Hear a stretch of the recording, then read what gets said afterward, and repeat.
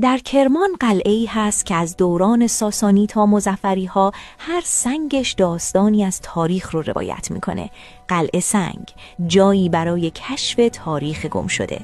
قلعه سنگ سیرجان کرمان یه جاذبه تاریخی فوق‌العاده از دوران ساسانی تا مظفری هاست که هر گوشش پر از داستان‌های قدیمیه. این قلعه با دیوارای خشتی ضخیم و 49 برج دیدبانیش همیشه یه دژ دفاعی محکم بوده که توی زمان جنگ‌ها نقش مهمی داشته.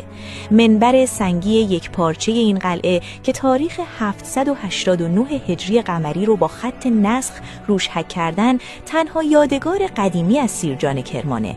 کنار قلعه هم بقایای مسجد دوران مظفری قرار داره که زیبایی تاریخی این مکان رو دوچندان میکنه. قلعه سنگ نه تنها یه بنای قدیمیه بلکه جاییه که تمام تاریخ و داستانهای کرمان رو میشه در آن پیدا کرد. جایی که هر دیوارش حکایتی از گذشته هاست. اگر به داستانهای جذاب کرمان علاقه‌مندی صفحه ما رو دنبال کن.